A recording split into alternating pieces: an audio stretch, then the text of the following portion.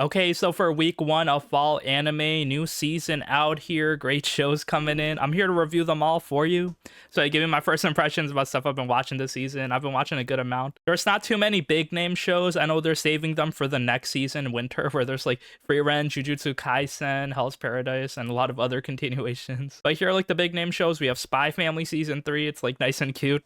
More continuations with the story, which is good. There's the My Hero season, final season. So it's gonna be a lot of action probably. And yeah, One Punch Man season 3. It's not good.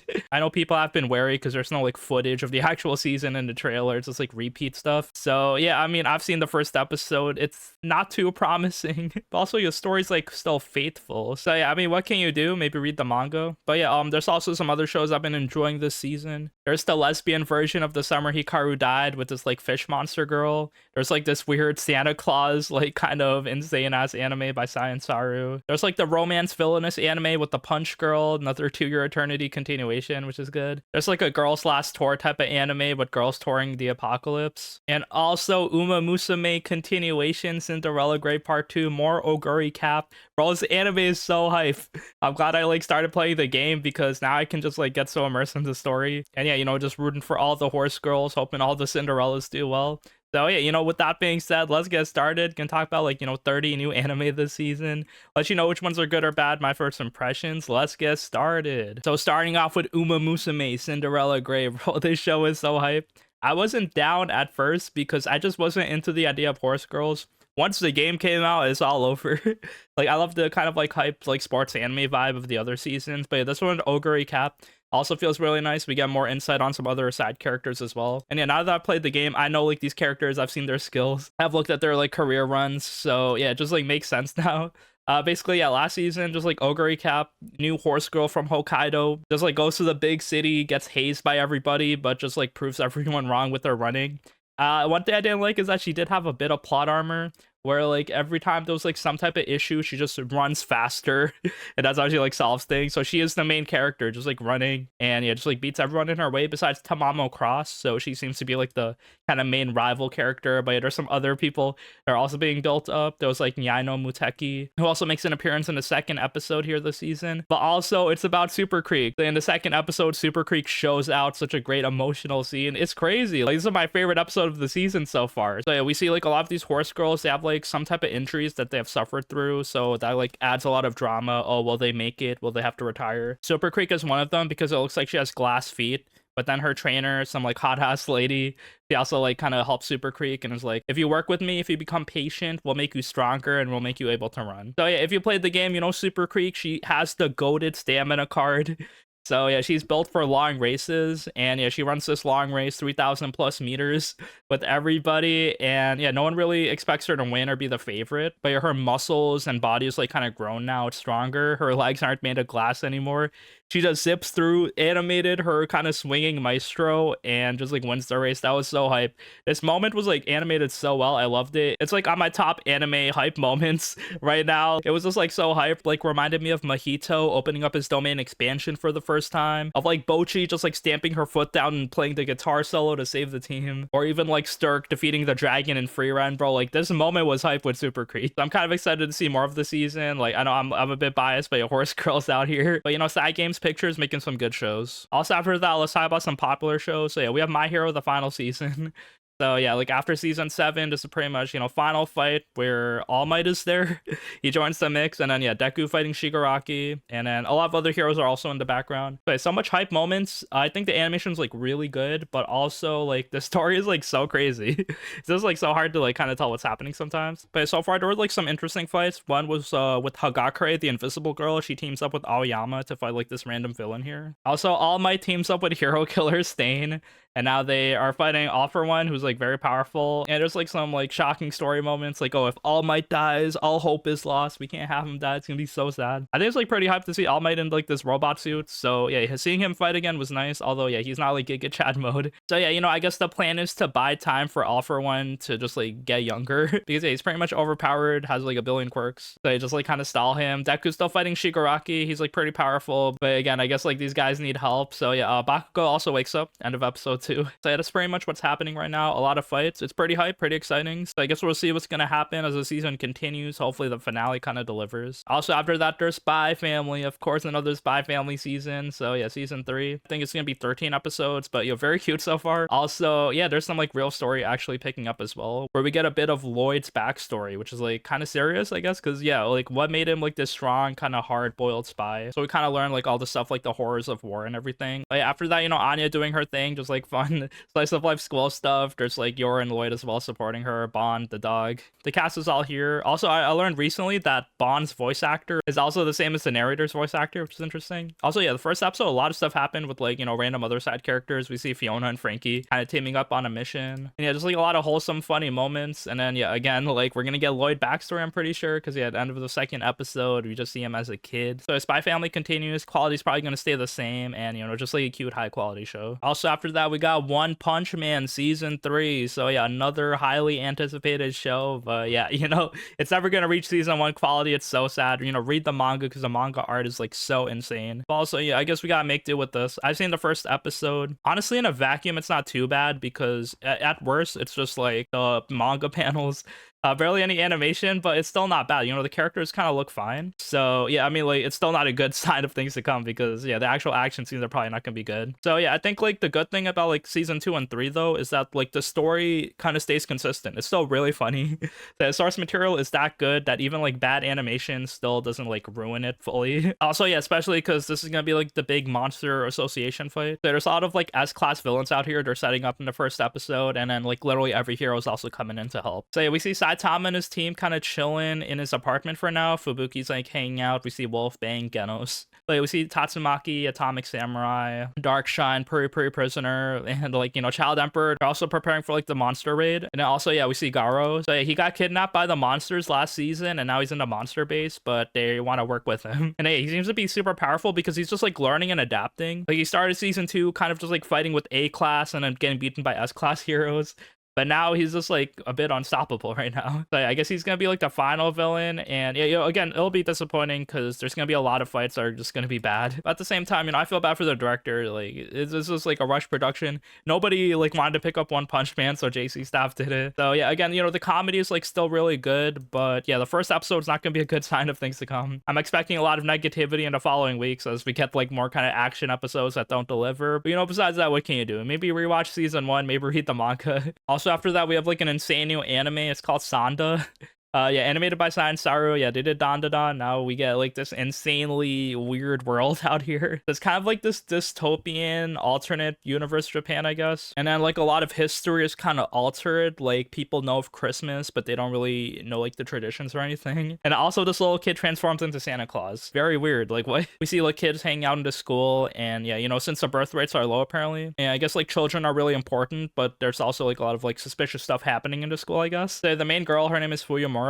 She realizes like her best friend is missing, so she wants help from Sanda. Sanda's like the short blonde haired dude. They work as like class representatives, but yeah, like Sanda is just like a little kid. What's he gonna do? How's he gonna find your missing best friend? Well, it's like Sanda is secretly Santa Claus. So it's kind of like passed down through his bloodline. He just transforms into like this adult Giga Chad brolic Santa Claus, just like a dude with a white beard and like kind of like red aesthetic. So for him to transform, I guess like he has to wear something red, and he just like transform into an adult, but then he can transform back into a kid with like these beans. So yeah, basically just like an anime with this girl and her stand user, this like giant brolic Santa Claus guy. It looks like he has like different Santa Claus type abilities as well, where he can make sleds from his feet, and then when he cares for kids and tries to like fulfill kids' wishes, he gets stronger. So stuff like that. So yeah, I guess we'll learn more about the world, but it's pretty crazy so far. Pretty funny story and well animated. Also, the author is the same author as Beastars, and she's also the daughter of the Baki author.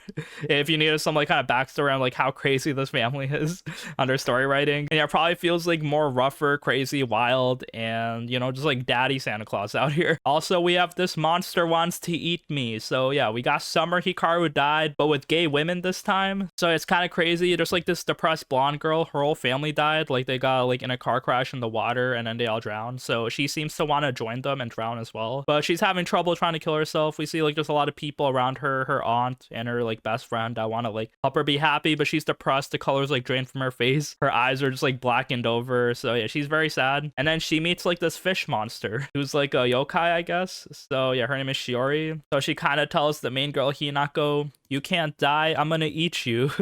Because yeah, it looks like she's kind of grooming Hinako because her meat like smells really good apparently, but it doesn't taste the freshest. She has to grow and maybe her mental state has to get better. So basically this fish monster is grooming this depressed girl, trying to make her happy, and then when she's happy, I guess she'll kill her and eat her. So that's the concept so far, but I love it, bro. I love this kind of fun, chill, like just like Yuri monster story here. The vibes feel pretty decent. I'm expecting the story to just be like a bit more hopeful as the girl kind of like sees more purpose in life. Maybe she'll be like more outgoing, going to more events and stuff, and then hopefully like kind of fixes her depression. But yeah, you know, it also begs the question, if the end game is to have the girl die anyway, like does this really matter? I guess we won't really eat her. Maybe we'll just like make her have hope again. We'll see. But you know, lesbian harem with the fish monster, I'm totally down. Also after that, we got a new romance show. May I ask for one final thing? We got Punch Girl, villainous type anime. I love it. It's pretty funny, although the story is like a bit standard where like it's just like kind of kingdom politics, prince and royalty. There's also like the slavery plot line. So yeah, our main girl, her name is Scarlet. She has like the blessing of the time goddess, and also like she's really strong and can punch people. So one day when like her kind of fiance breaks up with her after like tormenting her a lot because yeah, she can't really do anything about it since she's part of like a lower house, she punches him and then punches his like kind of fiance because he was about to like break up with her, and also punches all like the kind of rich elite. Some of them are like slave traders as well. So basically this world girl is like punching the upper class. If you like villainous anime with strong women, I do recommend it. But again, like the deeper story is like nothing too crazy. It's more about like seeing this girl just like solve things with her fists, go around places, kind of help people, and also I guess be happy because yeah, she's been tormented by the prince for so long. Also after that, we do have To Your Eternity season 3. Oh my god, bro, this anime is like really good, very unique. We have like a whole different timeline here. We're in the future. So that's crazy. But in season 2, like the formula was a bit more like predictable, where okay, I know these guys are gonna die, but yeah, it is what it is. But yeah, we got more lore as well. There was like this guy Bonchan who was like very funny. Was like a very charismatic guy. And we also get lore about like Hayase, who's like the kind of evil person that's hunting down Fushi, her bloodline. So they want to merge with Fushi. So we had like male Hayase in season 2. And then yeah, a lot of like other like kind of fun stuff happened. Also there was like a kind of feel good moment in season 2 where Fushi, he kind of like gets the power from Bonchan to like interact with everyone that died around him. Like usually he just like transforms into them, but now he can summon them, which felt like a bit cheap as well though, because yeah, now that these guys that died, they can live their lives again. He can just resummon their souls. Also, it's a feel good moment. I'm happy because all of these people kind of died a bit prematurely, so it's nice to see them kind of like join Fushi on his journey. The god kind of makes him summon these vines to kind of fight off all like the evil knockers, and they're kind of like subdued for now, and then we're just like in the future, in the present time. The Fushi just like wakes up, the god kind of frees him because yeah, it's like peaceful right now, and then he just like travels all over the world, like goes to New York, gets hit by a truck, and then yeah, goes to like all different other places like India. I guess he like settles on Japan after like summoning all his friends. And yeah, I just love the feel of this new season because instead of like going to war and everything in the past, now there might be like actual modern problems he has to deal with in the present time. So yeah, we'll see what's gonna happen. But you know, so far it's nice seeing like all these characters kind of interact, and then like I'm assuming someone's gonna die too because a lot of deaths happen every season. So yeah, they're kind of like setting up this girl here, Mizuha, who seems to be part of Hayase's bloodline as well. So maybe she wants to merge with Fushi. Who knows? But I'm really liking the anime so far. We also have this new harem show. Chitose is in a Ramune bottle. It's kind of like a high quality show with like a self-aware Giga Chad character. Like you're gonna like it or hate it, I assume. But basically just like so many girls out here, just like famous voice actresses. But basically our main character, his name is Chitose. And then he hangs out with 5 girls basically in school. And he has like his whole friend group as well with like girls and boys. But then yeah, most of the girls seem to be like on his dick. Like they seem to have confessed to him, and he just hasn't answered any of them, which feels a bit weird because I assume if you are like a friend group in high school, that shit will get messy. But I guess not. So yeah, this dude is just Giga Chad with his harem. And the funny part is, since he's so confident, he's like self-aware that he's like a himbo, a lot of people are just like kind of jealous of him. So we'll call them the incels. So it looks like the first villain that Chitose has to fight is an actual incel.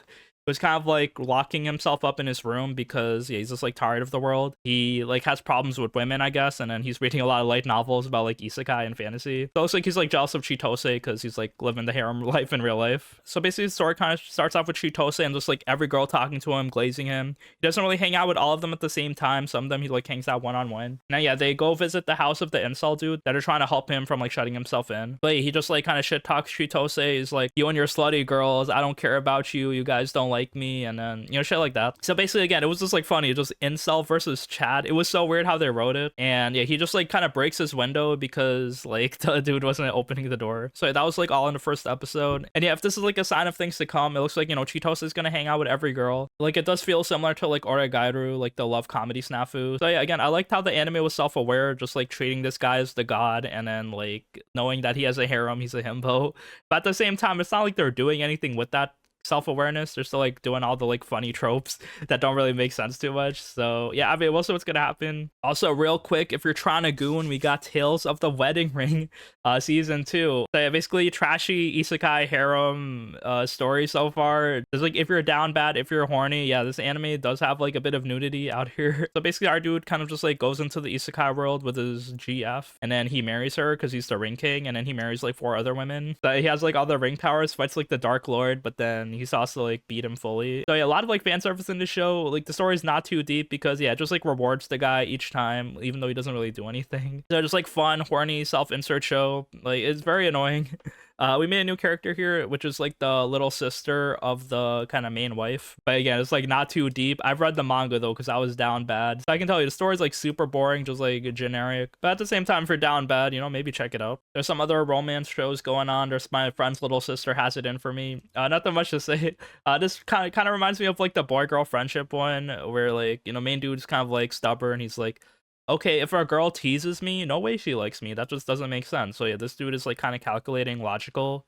And yeah, the main girl, she's like the little sister of his friend. There's like a lot of fan service. She like breaks into his house and then just like hangs out on his bed, shit like that. But just like a girl teasing a dude in high school. But I guess like another funny rom-com this season. Also, there's My Awkward Senpai, more office romance.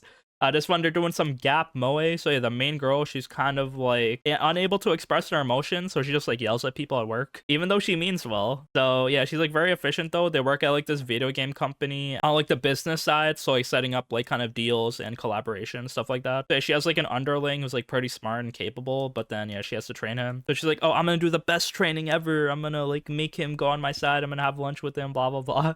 But she's unable to do that. She's like very scary, but then like it looks like she's warming up, opening up slowly.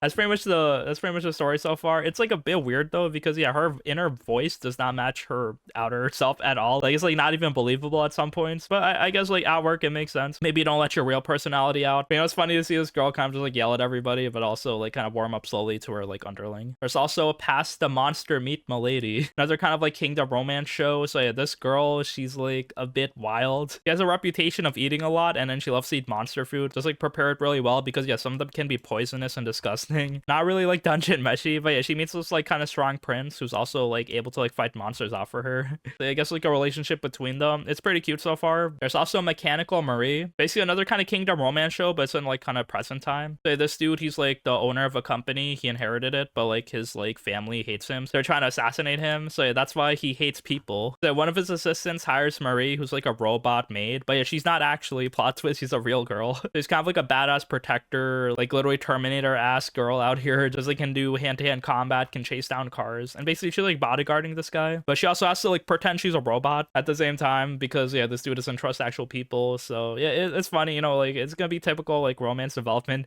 happening as well, and then it's like built on a lie. So that's like the whole foundation of the story. Also, we have Touring After the Apocalypse. I love this show, very cute. So I had to like double check the author, because this definitely feels like Girls Last Tour 1-to-1, but it looks like more wholesome because they're just like touring Japan having fun instead of like, you know, being trapped in this like Russian apocalyptic winter like in Girls Last Tour. And I was reading the Girls Last Tour manga as well recently, so yeah, I'm like totally down for like this one as well, because that story is so sad and depressing. But yeah, again, it just feels so similar even though like the author is different. But yeah, pretty much we have like 2 girls out here. One of them is like an android as well. Has like the kind of heavenly delusion vibes as well. But yeah, they're going around Japan. It looks like one of the girls, she has like memories of like all these places on her phone, so she's trying to like visit them all. And there seems to be like a deeper story with her sister. But it looks like they're gonna have fun touring Japan, and there's gonna be like some tragic stories as well. Them fighting robots, them like interacting with other people maybe. Also after that, let's talk about some isekai shows. So we have Campfire Cooking Season 2, isekai made by Mappa. Season 2 seems to be like more typical, like same, does like dude hang out with his like kind of a squad of people. He has like the Amazon shopping list, basically. That's his power, which is pretty overpowered because yeah, he just like has unlimited resources technically, as long as he can order it online and he has like money to pay for it. So basically, you know, strong dude, just like using his power to cook, and also he has like kind of basic magic skills as well. And then it looks like he's cooking for the gods as well, because yeah, last season we saw one of the gods, she loved his sweets, so yeah, he kept like making desserts for her. But then it seems like the other gods also kind of want to give him his blessing to give him more powers. There's my status as an assassin, obviously exceeds the hero. This dude, his whole school got isekai'd, and then he has like cool assassin powers, and then he's kind of like shady in the back. He doesn't really like talking to people. Just like a dude kind of uncovering maybe some evil people in the isekai world, and then yeah, he's using his assassin power to kill him. There's also Let This Grieving Soul Retire, so yeah, part 2 of it. I love season 1. Just like if King from One Punch Man, basically a fraud, was like the leader of this party. So yeah, he's like very panicked and scared, our main character. There's like a lot of strong people around him. He's trying to navigate this world by being a fraud. It seems like things work out for him in the end anyway. But yeah, you know, I love season 1. It's pretty funny, so season 2 continues. We have an anime original isekai called Dusk Beyond the End of the World. It's by PA Works. It just looked like pretty interesting. Also, yeah, the story's like really bad.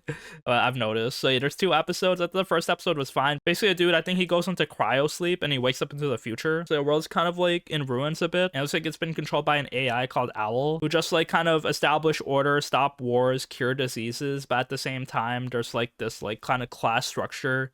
There's like poverty, there's slavery, there's like comically evil people like ruling. So it feels kind of dystopian so far, a bit sad. And I guess our main character is gonna like save people. Isekai savior, 19-year-old like prodigy apparently. All the villains are like comically evil. It's like not deep at all. Also at the same time, this android robot lady like wants to be his wife. It's like, come on, just give him all the rewards at this point. I thought the main character was also like very annoying as well, because reaction to things is like so weird. It's like, oh wow, I'm eating this exotic food, it's not bad. Or he's pointing out like these things in the world like a lost tourist. So yeah, I just like didn't like his reactions. He's kind of like saving people from oppression pretty much. But yeah, that's kind of it. Don't really have high hopes for the story. Also, we have a Wild Blast boss appears, kind of like a dude gets transported into a video game. Also similar to like in the land of Liddell, because like he's in the game in the future. Now all the NPCs are like sentient. He turns into like this strong kind of villainous lady. I guess he wants to fix the world a bit. Like all his like monsters are like kind of running around. There's a hero without a class who even needs skills. Very bad isekai, but yeah, we'll see how it goes. It's like kind of cute, I guess. There's my gift level 9999 unlimited gacha. Backstab in the backwater out for revenge. But I just like a dude got kicked out of his party, but then he's like overpowered because he can just like summon an army of waifus to fight for him. So yeah, that's like, I guess, the gacha skill he has. So this dude has the gift of blessed pulls. Maybe you should like buy a lottery ticket. There's also another cute fantasy show. Dad's a healer, mom's a spirit, I'm a reincarnator. So it basically follows like a little girl who got isekai'd, and then her like kind of mom and dad are just like kind of really strong people, like a hero and a spirit. So she's like really smart, I guess, because she has like, you know, adult Japanese skills. But yeah, now she's just like kind of role playing as a cute girl while also like, you know, using her magical skills to like help people. And yeah, that's most of the isekais this season. There's like some other like cute shows as well. There's some mangakas of weirdly wonderful workplace. So just like a Yuri type of situation with like this manga artist, her and her editor, this kind of funny relationship dynamic happening. She also has like manga assistants that are kind of tired of her shit. There's like a fun chill show with like girls creating manga. Kind of reminds me of like New Game, but like, you know, cute girls working at this game company. So yeah, it has like the same energy there. There's Alma-chan Wants to Be a Family. So we have like this cute like little girl robot. So her creators are like her mom and dad, like these scientists that don't really like each other. And also looks like she can like transform and fight things as well. So yeah, cute chill family vibes here as this like little robot girl kind of like lives her life. There's this kind of like ecchi hentai show, Hands Off, Don't Touch Me, Kotesashi-kun.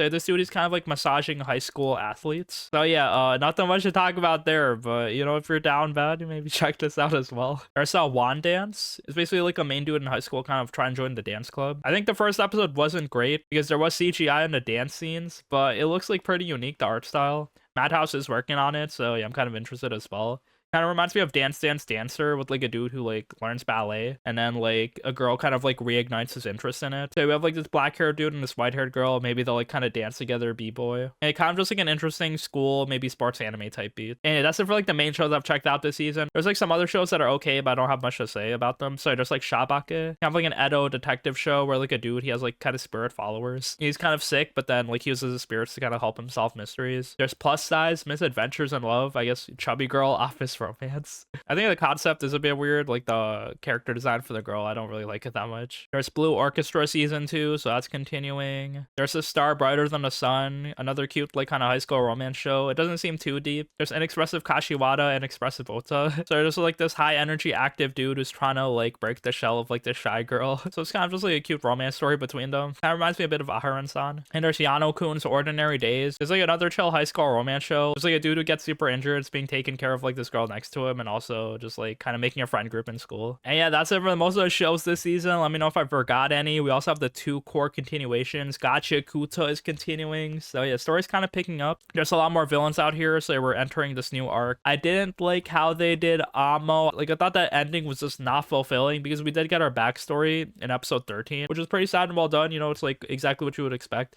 for something that would happen to like a little girl in the garbage planet, just get trafficked. But like holy shit, the ending was like so disappointing, I thought, in my opinion. But basically Gachiakuta continues. Like the quality's still very insane. There's also Togen Anki continuing. I haven't really kept up with it. Here's Swatteri-kun's XXXX is about to collapse. So yeah, more trashy romance continuation. I was surprised this was a 2 core. I didn't know, but because yeah, it was like my least favorite anime last season. And yeah, besides that, that's pretty much it for this season. Like the Chainsaw Man movie's coming out this month, which is hype.